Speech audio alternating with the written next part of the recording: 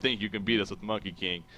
But once again, we see him banned. Bubbles is going to be the first lock, and now the locking phase commencing here. But so, no Monkey King yet again. No Ophelia. I mean, Ophelia we never get to see either. I mean, yeah, that hero was like god tier. Ophelia's right up there with, well, in my opinion, Keeper of the Forest. Isn't it crazy to think that back in the past, she actually used to be able to take over 2 creatures at level 3. I know. Which are her level 2 command. I mean, I remember when that got changed, and that was no doubt a big nerf, but still, I mean, even with that change, still, as you said, god tier.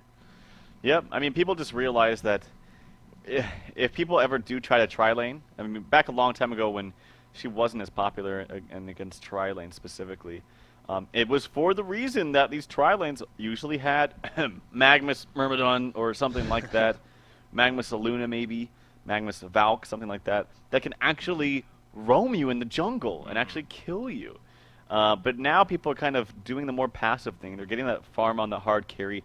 They don't want to be able to roam. They want a jungler of their own, simply because if you do roam on them and you're unsuccessful, and the jungler is able to just kind of dodge you and farm, maybe even go in the other woods, then your supports are getting absolutely nothing, and at the same time, your jungle is getting lots of free farm. Yeah. So it's kind of a risk not running a jungler and running roamers, but it does have a huge payoff if you have the right heroes, like Magmus, like Luna. Yeah. Yeah, that's right. Yeah, think of those tri-lanes set, I'll say, as you said, Myrmidon brings back some old school Hammer Storms, part of those behemoths, yeah. They're fun to watch for sure, but not anymore. But, ooh, speaking of fun to watch, we got some interesting locks here actually coming out. Specifically on Cake's side, actually. So Bubbles, the first lock, followed up by Aluna Pandemonium, Tundra Plague Rider, and then after that, so we're going to perhaps see Tundra this time around. You're just talking about him last game. Yeah. And then Blacksmith. The Blacksmith. Rolling the dice here. We'll see if Blacksmith is going to be picked up out of this lock pool. So that would be fun. I think Blacksmith is somewhat underrated. I really do. I mean, he has a great point stun. Sure, it may be RNG to an extent as far as how useful it is, but great point stun. The minus armor, his Flaming Hammer, I believe it's called. The minus magic armor that it applies on top of actually the damage that it does, not bad. And hit Frenzy is actually a very powerful ability, going to the late game especially. So, yeah. Now, so am I just hyping it up like crazy for nothing, or? No, I actually think Blacksmith is quite good too. And for the reason I was just talking about, say if you want to roam with, like, say a Magmus or something, and he has that gotcha potential. Well, I mean, his Fireball stun is pretty much instant, and it is 600 range. So, yeah, he's not bad if you're talking about maybe doing some kind of tri-lane setup with him being able to roam. A long time ago, we actually saw him solo mid frequently because he has high damage. If you have a hatchet, he gets pretty much every single creep kill. This is also when I believe his Flaming Hammer was a little bit overpowered and did a significant amount of damage with, lowering the magic armor of the opponent as well. Yeah. Don't see that so much anymore, but I'm telling you, actually, I don't see why not, because it's similar to, like, say, hey, why not get a Portal Key on a Blacksmith? Why not? If you can jump in Portal Key and get a 4x stun, that'd be so devastating. Yeah. But anyway, it's similar to, like, a kind of hero that, first of all, he's not a strength hero, but he kind of plays like one because he has such high strength to begin with, strength gain, and he's very hard to kill. He's a melee also, so if you deny him experience in mid, with a dual lane or something like that, he's not going to lose out on that much. Yeah. But theory crafting right now, so it would be kind of fun to see him in the metagame. Well, yeah, I'm just trying to double check on something. I think he has one of the if not the highest strength gain in the game. I'm sorting by just starting strengths. I can't actually see the strength gain it looks like, but I think he has one of the highest strength gains. It's plus 3.2. So, yeah, very high. So like you said, he's not actually a strength hero, but kind of plays like that in that sense. So, yeah, he is in that lock pool. There's a 1 in 6 chance really that he's going to be picked up. So, we'll see. We'll see if that's possible. As far as the picks that are actually happening, well, the bans first. We got Pebbles, Keeper of the Forest, Wild Soul, Dark Liddy, Moraxis, and Draconis. So, nothing too crazy amongst those bands. The picks, however, we got Glacius, going to be followed up by a Torturous Silhouette. So, some strong picks here to start things off between these two teams, of course. What do you think? I mean, do you think we can expect to see a Flint Beastrid again? Yeah. Cookies? Well, they are right-clicking the Dem Pass, so maybe they want to try that yet again. Yeah. But, yeah, we'll see. I think it would be fun to watch. I definitely love watching Flint. I think it's one of those also heroes that people just don't expect to play against right now. And you kind of forget about that ultimate at times, but that ultimate, obviously has that humongous range to it. And it worked. It actually synergized quite well, as we saw last game with the Luna especially. So, but anyway, to answer your question, I believe the only hero I saw that had this, it was the same exact strength gain, was Devour, and that was the only one. Okay. So, yeah. Yeah, he's up there as, like I said, if not the top, one of the best. So, yeah, cross my finger. But even with him, and then Pandemonium was the other one you didn't really talk too much about, but so focused on Blacksmith. But Pandemonium is in that lock pool as well, and I think you've said before, you've had your opinions on him before, you don't think he's the greatest on the competitive scene. I mean, he dishes out damage like no other, man. Yeah. With that flurry, it's basically like 5 constant auto attacks in 1 second. It's ridiculous. But he's very easy to count to kite. Okay, but yeah. Interesting picks right now: Tempest and Scout. Yeah. Can't say I saw that coming. Now again, holding a little bit back from saying this is a crazy pick, because when Lockpick especially first came out, Scout was actually a picked up hero specifically by TT Esports. Slicks actually played a very powerful Scout. I think WTF, when he was on the team back then as well, he also played it very well. They actually picked up Scout in the lockpicking stage to kind of throw teams off. So Scout has potential. I mean, he is a very good hard carry. I think that's hard to deny, but he's different. He's not your usual go-to. So curious to see how he's used here. Devour, the final pick from Rage Cake. So we have some fun things going on here in this game so far. Now we got the lockpick stage. We'll see if any of those heroes are going to be picked up. I'm interested why they picked Plague Rider over, say, a Bubbles, because it seems like they do want that Plague Rider as a suicide. Maybe they just simply want the double deny. I'm not 100% sure, but I feel like Bubbles would be a much better contender. Just an all-around hero as a suicide hero than Plague. But anyway, they do go with the Plague. They're probably going to look for a solo mid right now, and it's probably going to be that Tundra. So Bubbles, the Luna. Yeah, there's a Sniper Tundra. Oh, you're hoping to see that Blacksmith. I was one of too. the two. I would love to see Blacksmith as well. I mean, just look at that beard, man. That is know, a right? sexy beard. The Russian Blacksmith is awesome too. Yeah, but we're not going to see him, so enough about Blacksmith. So yeah, you're mentioning the Plague Rider pickup instead of the Bubbles possibly. So, but as a result of that, Bubbles was picked up by Clan Rage Cakes over here. But yeah, both teams still got an interesting pick to talk about, no doubt. I mean, again, that Scout over here for the Legion side, it looks like he's going to be played by Cookies, and then Devour picked up for Cakes Rage.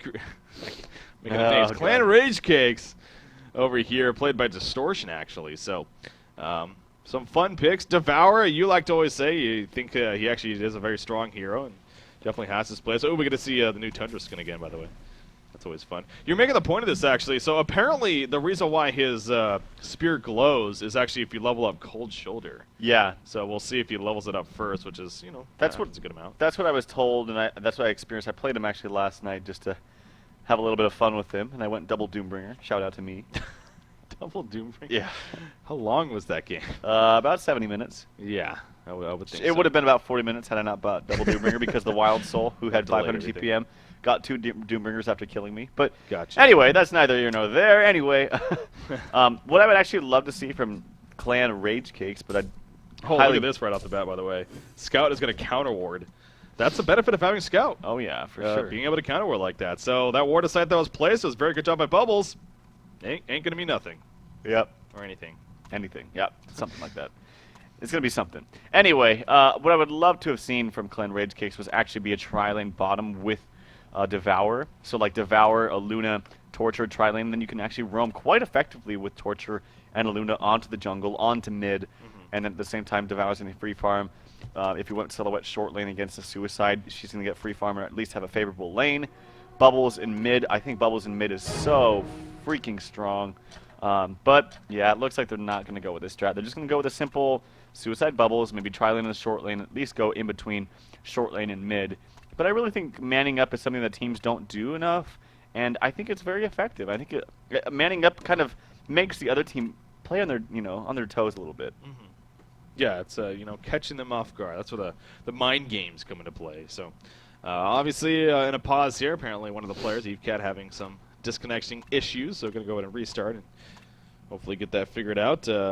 I'm still waiting. I'm still keep watching this Tundra, waiting for him to level up his ability. I'm still fascinated by seeing the stick start glowing when he levels it up. But anyways, but yeah, so again, going back to the scout though, and it's kind of a double whammy. It's not only can you counter ward effectively, but you don't need to worry about misplacing your ward of revelation that perhaps may block your own camp. You know, we see that sometimes where it's just kind of unfortunate placement, but because he just blows it up. So yeah, that's a very good start there in that sense for the Legion side, and obviously with the lane setups, as Bubbles is going to be in that suicide role, it looks like.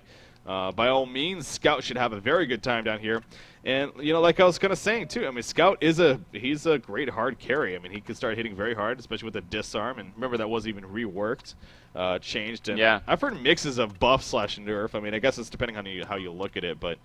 oh, I think it's a buff. I think it's a buff? Oh, yeah. I think it's a lot better now. But okay. Also, one of the reasons why, too, that I love to see Scout, it doesn't look like we're going to see him right now, is he can actually suicide very effectively, and I believe that's how TG Sports ran him, was as a suicide hero. That's true.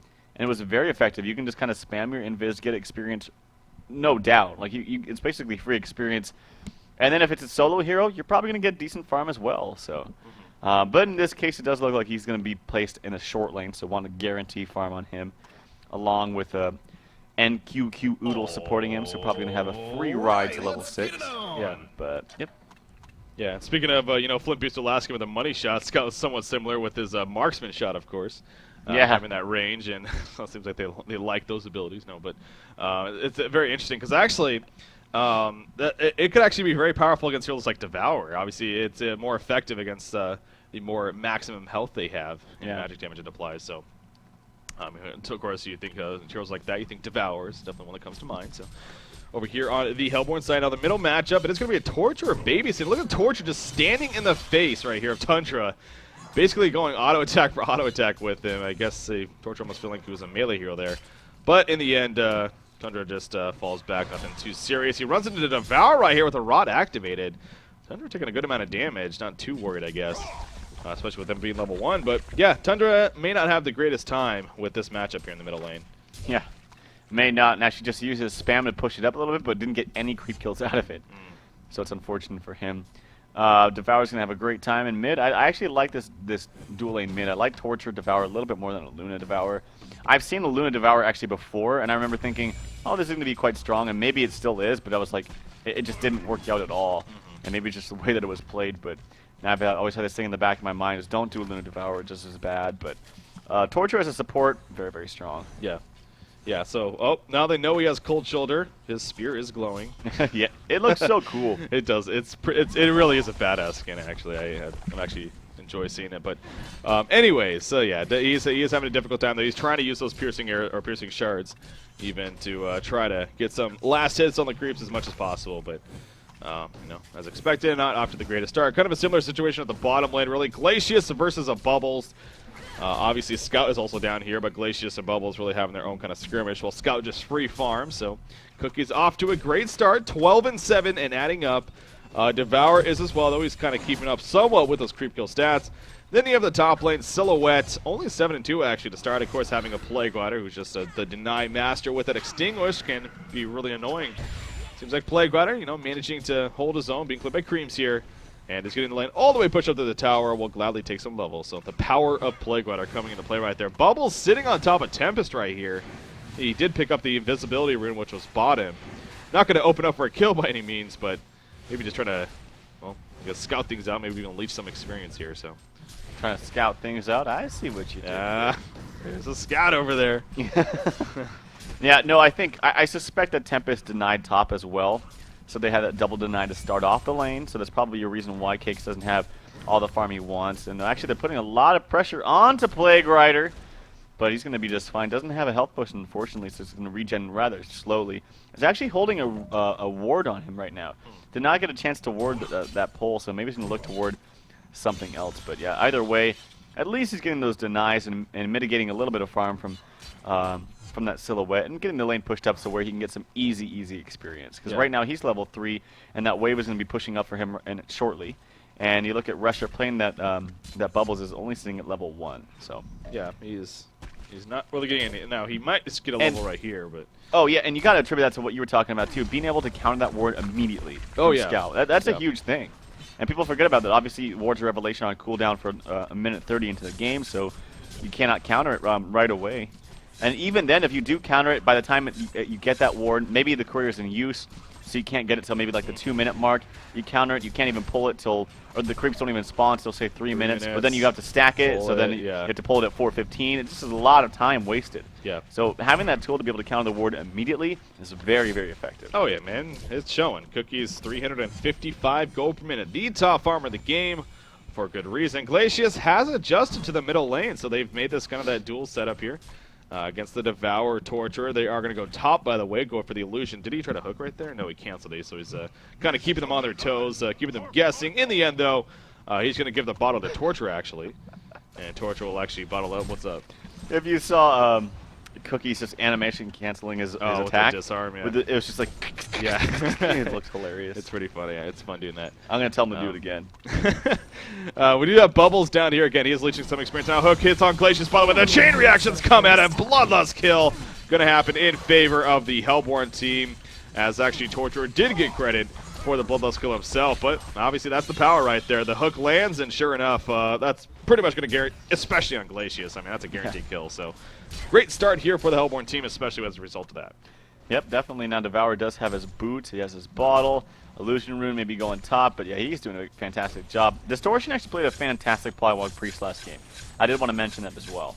So he was one of the names I did recognize from this team, from this Hellborn team, as well as Cakes, of course.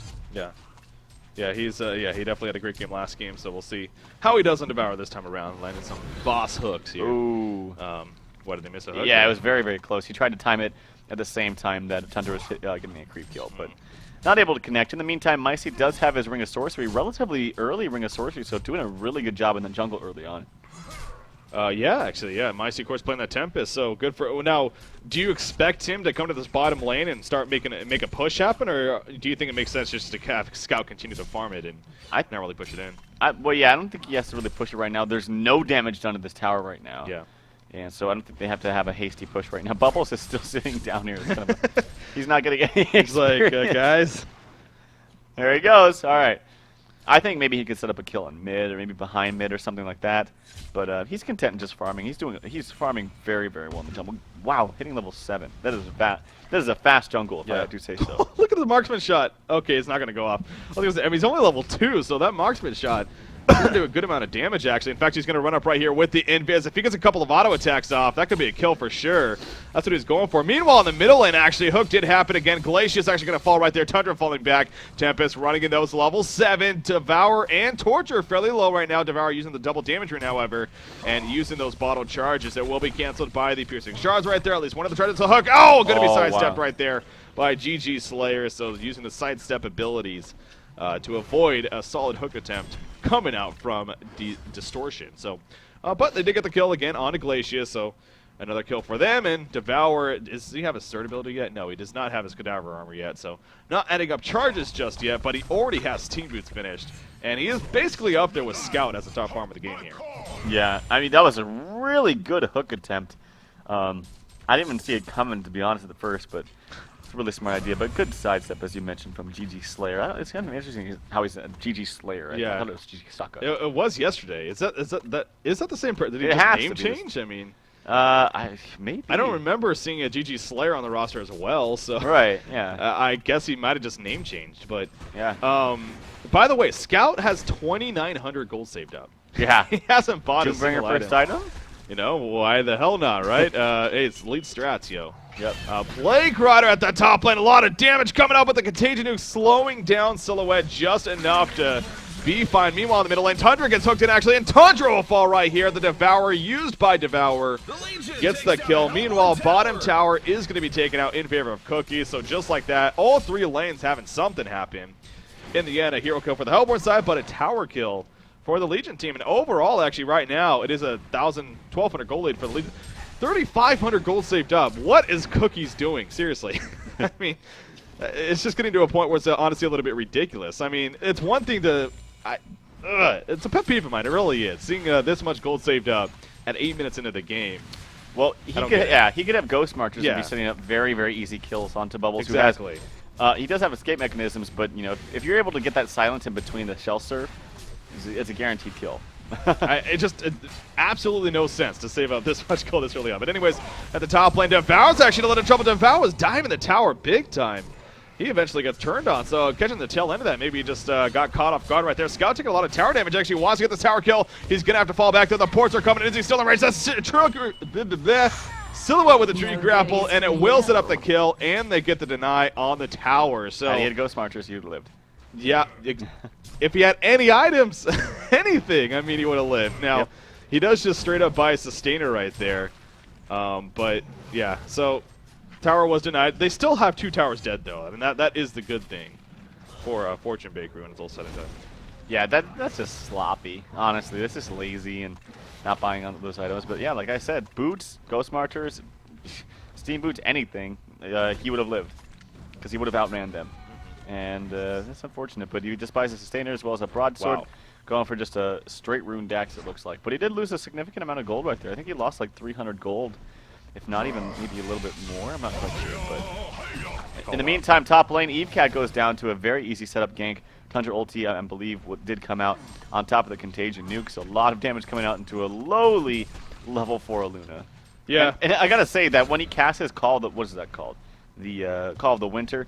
He chants something ridiculous. I don't know what it is, but he just starts screaming for like 3 seconds. The Beastmaster, man, he's summoning those things. So Yep. What does a Curiel look like? But I don't even think about that. Yeah, it looks a little bit different. The Shiva definitely looks different too. It's much more blue. Where is it? The Is it Curiel. out right now? No, it's only level Oh, it's 1, only so level 1, so yeah, it doesn't have its. the Shiver does look cool though. Shiver's pretty badass. So anyways, yeah, he's using the Shiver up here right now to kind of scout some information. You see Devour kind of walking on by. A Scout is very close to finishing a Rune Cleaver. He will have a very early Rune Cleaver. Now, granted, he doesn't have boots yet or anything, but still, he'll have that to work with and start taking out some jungle camps, I'm sure. They're not stacked currently, but going to start being able to work off of that as well as this bottom lane. So, you know, it kind of goes back to what I was talking about earlier. Do you think they should be pushing in the bottom lane or not? Well, they obviously chose to push it in, and they even got 2 towers in total destroyed.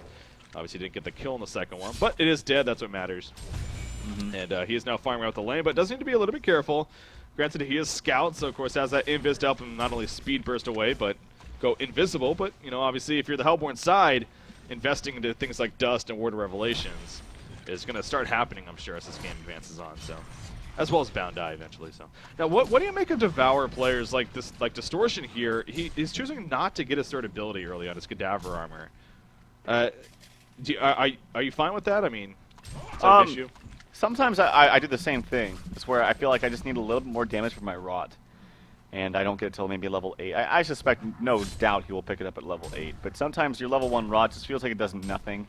And so maybe he just wanted to have a little bit more damage from that. Actually, Tundra kind of manning up here, but I don't know if this is the right decision. Tempest is here, though. It does have an ultimate ready to go. It is going to be used on a solo Devour. I don't know how effective. There's the Plague Rider ultimate. Bubbles comes in with the Kelfield, does a lot of damage. Distortion goes down, but a double tap coming out for the Torturer. And actually now Tempest, oh, one more auto attack. Oh no, the power throw misses. So Tempest will live, but nonetheless, hat-trick coming out for that Torturer. Yeah, I kind of questioned there, but Scout actually trying to pursue this Silhouette. Does have his Rune Cleaver, but is very slow as a result. In the meantime, in the background, Tundra actually buys out, but now he's in a little bit of trouble. The marksmanship shot is going to go on a Torture. He's going to be okay for now, though. But Tundra has a nuke. It's going to hit. Going to take him down quite low, actually. But Scout does get the last hit. So much action happening right now. He does silence his ult. Or his actually Q is on cooldown just for a little bit. He's actually going to find a little crevice here to hang out until maybe he's going to be okay right now. But what a ridiculous and crazy team fight that was. Really was. We see right here he's running back in. Ooh, getting close to the defensive tower, but we'll be fine with his whole set. And how about that? There's going to be a regen rune right here for him to, well, probably Tundra's going to bottle it up, but give it a Scout and be able to take advantage of that. So, yeah, that was an interesting fight because, as you said, the solo Tempest ultimate on Devour, that was almost the worst thing possible for the Legion team because they committed so much right there to killing that Devour that the Hellborn team reacted, and they got as we saw, it ended up being a hat trick for Torture. But Scout coming in at the last second, and then Tundra buying backing, which is very interesting. They ended up setting up a couple of counter kills, and you know, when it's all said and done, you know, it didn't work out too shabby for them. Right. But that was definitely looking a little bit dangerous right there. I gotta say, if Cookies bought some damn boots, he would have cleaned house, man. Yeah. He just simply couldn't catch up to them. I don't get it. Like you said, it's just sloppy. I don't know if he's trying to just be funny or what, but I don't know. I mean, there's money on the line, man. These are the HoN Tour qualifiers. You know, there is a certain point where you gotta, you know, it's one thing to have fun for sure, but it really is just silly. But it doesn't make sense to me either, because if his thinking is, I just want to get as much farm as possible, boots make you farm faster because you go from camp to camp much quicker. Oh, he's trying to go Bubbles, one more auto attack. Oh, the health potion maybe just ticked him enough. Bubbles will survive for now. The Q's going to be used, but no, he went for the courier instead. He got distracted. He is going to kill the courier at least, so I guess that's a good news. There was nothing on it didn't look like, but the courier, he had the kill into Bubbles, it seemed like, if he just kept running towards Bubbles, but he went for the courier instead. He ended up killing that, but in a sense, that was a great distraction by the Hellborn team, whoever was controlling that courier. I don't know if that, you know, was worth it really, you know, losing the courier instead of Bubbles right there. But Haystrom going to be bottled up by Devour in the meantime at the bottom lane, and a little bit of action, but both teams will fall back from one another. Scout running around though. He does have Ghost Marchers now, and look at Aluna. She's might be in some trouble, or maybe a Torture even if he decides to open. May not though. He's thinking about it. Torture has Dust. Aluna has a Sentry, but yeah. Oh, actually, Bubbles is right behind. Is he going to be close? So he gets the silence actually off onto Aluna. Kelfield is up and ready to go, but chooses not to use it. I feel like they might have actually been able to kill. They had 4 people down here ready to maybe go. Devour had a haste rune activated as well, so kind of questionable right there. I think if he used his ultimate, it would have been a for sure kill. And they get distracted in the middle lane. The tower goes down. So, yeah, that worked out very well, actually, for Fortune Bakery. Now, Scott needs to be a little bit careful. There's a Ward of Revelation that was placed down. He's kind of running back in with his Invis. Obviously, got to be careful that he doesn't get caught in that, and can definitely get turned on. But overall, so, you know, as much as we're giving a little bit of well, critiquing cookies here on Scout, and when it's all said and done, he's farming 420 gold per minute right now. They currently have a 4,800 gold lead, a 4,300 experience lead. So overall, things are looking pretty damn good here for Fortune Bakery. We do have a portal key purchased by GG Slayer here on Tundra, so that's a great tool for them. Tempest has enough for portal key. He might just go to the side shop up here and purchase it himself, it looks like. I mean, he's got Steam Boots and Ring of Sorcery actually already, so looking good. Yeah, all across the board, things aren't going too bad here for Fortune Bakery. Oh yeah, definitely not. Having that initiation between Tundra and Tempest now is going to be very effective. Bubbles is quite good against Tempest, though. That Kelfield early on is just a very, very easy fix to what could be a huge problem from that Tempest ultimate. But yeah, Cookies maybe just was early on just trolling a little bit, but feels just so comfortable this game because of how well he was farming and how fast you can farm with the Rune Axe early on onto a hero like on Scout. So it makes it very easy to maximize your farm. They see a mass push up here at the top side. All 5 heroes are actually up here. Scout kind of in the jungle. He's seeing if he can scout anybody out right now. Oh, he's going to ready to Silhouette actually do a lot of damage to Silhouette right here. He does have a marksman shot, but he's not going to risk channeling it right there. Instead, he runs away. In the meantime, the tower goes down. Tempest jumps in with the Portakey. Torture taking a lot of damage. He's going to use the Impalement, but it's not going to matter. He will fall. Scout in the backer. Ward of Revelations placed down, but that's the last thing he's worried about right now. He is chasing this Hellborn team. Plague bouncing around onto the creep wave. Back to Devour. Devour is using his ultimate on the Tundra, trying to last long enough, but it's not going to happen. He eventually falls, and the Legion team right now is looking very, very good if they weren't already. Scout is pursuing, is not going to go far enough, though. He's going to eventually fall back. Scout, by the way, he did end up killing Cakes right there, yeah. I believe, with the marksman shot when it was all said and done. So Fortune Bakery is in a very good spot, again, as we're just kind of talking about going into that fight. And now in this game, the lead's now 9,000 gold lead, 7,500 experience lead. Silhouette, I mean, her farm it's not that great. 265 gold per minute, especially after that death. They're going to get another tower kill as well. Yeah, I just think it ultimately goes back to laning. I really do. I feel like, and it goes back to laning even last game too, had they changed it up and put Forsaken Archer. Actually, pause that thought, because a big Tempest ultimate going on 3 heroes. He's actually going to die relatively soon, but damage has already been done. It was a good channeled ultimate, but he was just too low. The other team was already trying to retreat, or I mean, sorry, the rest of his team was already trying to retreat. But nonetheless, I mean, the damage has already been done prior to that point. They're up 7,500 gold, about 6K in experience, and Scout is just going to continue to farm his ass off. Now has 2,000 gold stored up. Yeah, it is getting a little bit out of hand here for Clan Rage Cakes. They need to try to calm things down any bit. You know, try to get some recovery time here for Cakes playing the Silhouette. and start to get his farm up to start matching up to that Scout even. I mean, overall, it is a pretty solid makeup here on the Hellborn side. They got some good synergy going on, and they got a great hard carry, of course, in Silhouette, but no doubt the advantage is in favor of Fortune Bakery here on the Legion side overall. Right now, Astrolabe finished on Plague Rider, so another just great item that they will be able to take advantage of. Oh, right there, yeah. Oh, by the way, I mean, in the last fight, it was a great Tempest ultimate, but by that time, I mean, they had already used their abilities, really, and obviously it was just a moot ultimate when it was in the end. So, kind of unfortunate for Meisty right there. Had a great placement, a great idea, but unfortunately, the team just really wasn't prepared to follow that up, so he ended up dying shortly after. We are seeing EveCat here on a Luna placing a lot of these revelations lately, trying to scout out Scout and make sure if he is going to try to jump in that he's spotted first. But you see he's currently just farming in the jungle. Another 3,000 gold saved up, so he's got something big in mind once again. We'll see what he goes for as a follow-up item to his Rune Cleaver Ghost Marches. You know, Shrunken Head could just be the safe route, but with the way he's playing this game, it tells me like a Savage Mace even. On raw damage, yeah. Scout, yeah. Yeah, for sure. But yeah, as I was alluding to, is the laning phase. I just think it could have been much more effective having a tri-lane bottom, Bubbles mid, Silhouette solo short. You would have had the best of all worlds. I mean, your Silhouette would be in a favorable lane. Your Bubbles would be in a lane, even if there's 1, 2, even if it's against a Tundra. You have rune control. Bubbles is actually quite good in mid. He can't really die that easily. Is able to help out with early TP scroll onto him once he hits level 6. And then you'd also have roam from a Luna and Torture if you did decide to go that tri-lane bottom. And all at the same time, you'd have free farm onto your Devourer. Oh, sorry. Devourer nearly hooked Tundra. That was, wow. And that had to be like a millimeter away from him. Very, very close. But it did not, so Tundra stays alive. And yeah, I actually heard him use the Call to Winter right there. I don't know what he chants, but something like that. A lot of fun words. Yeah, he calls those minions in. So, but the Hellborn team, they're kind of just grouped up here at the bottom side. They obviously are very aware that they're losing a lot of map advantages here. The top tower stayed alive, by the way. I'm actually surprised by that. It's at 134 lives, so it's in deny range. But Hellborn team choosing not to deny, to want to keep it up as long as possible, so that they can use it for both vision as well as a port spot if they needed to. But that is a little bit of a risk, because you know, if it is killed, then they had a chance, and they chose not to deny it.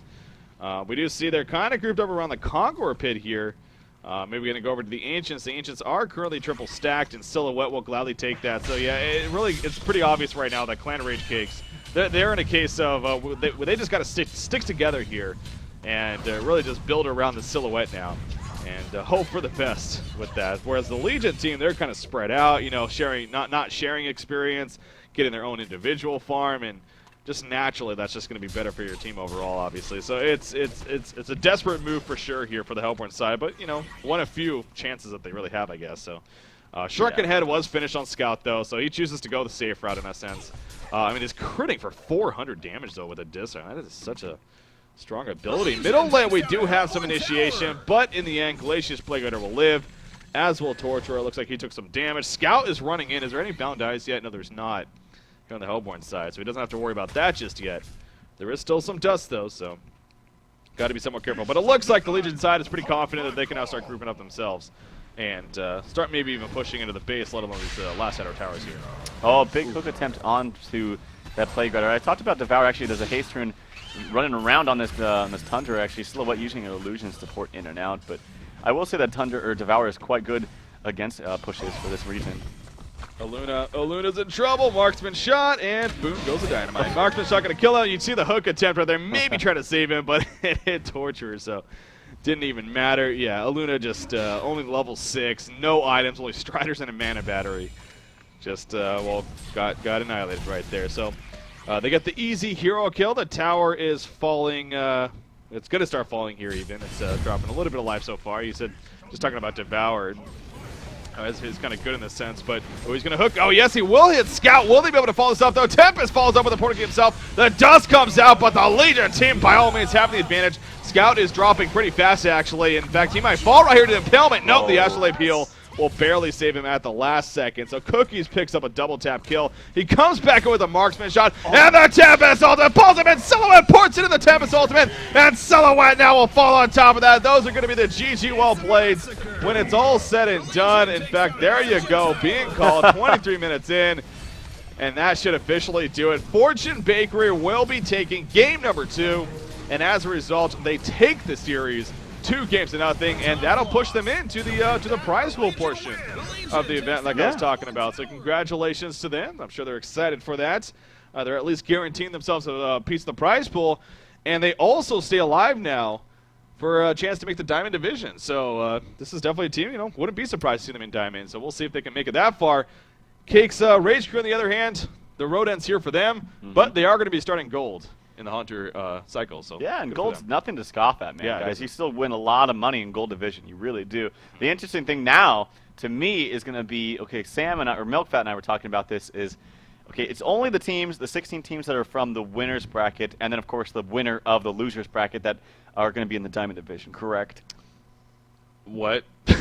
So it's a top 16 team, so... Yeah, so it has to be from people from the winner's bracket. bracket. The teams that win today in the winner's bracket, they're guaranteeing themselves diamonds. Okay. So there's that first. What we're saying is someone is going to get knocked out that's going to be a top team. Oh, for sure. Because you have Complexity already in the loser's bracket.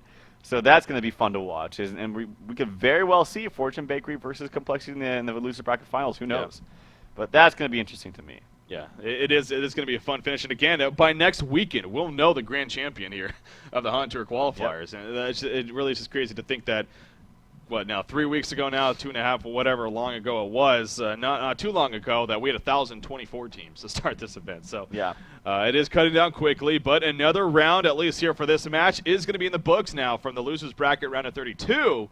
As Fortune Bakery does take out Clan Rage Cakes, and it's going to advance on. So, of course, they're going to be moving on here in the losers bracket, and we'll see. Obviously they're going to be playing their opponent depending on who won. Well, anyways, you look at the brackets, you can see who they're going to be matched up against going on to follow this up. So now where this leaves us, obviously it's still a little bit of time, but before the next round is set to take place. So we are going to be having a little bit of a break here. We're probably going to turn off the stream for now, as we do have about an hour and a half before the next match is set to take place. That will be a winners bracket matchup. And at this point, we are planning on covering Q Squad versus Experience Gaming. So, and again, Q Squad, obviously we covered them yesterday, looking strong as expected, a very good team right now. Experience Gaming, no doubt skill level is there. It's just a matter of how dedicated are they, how much preparation are they putting into this tournament, these events. It's going to show against Q Squad, that's for sure. It is, man. I already talked about a little bit about that, but I do think that, like you mentioned, the talent and the skill is there for Experience Gaming, but I just don't know if they have the right mindset and the right strategy coming into BQ Squad, a team that is very into with the metagame. Yeah. So that should be a lot of fun to watch that one, guys. Make sure you tune in, as Break would say, grab a snack or do some push-ups or something. Do some push-ups for an hour and a half. Yeah. Go to the gym for an hour and a half and then be back. No.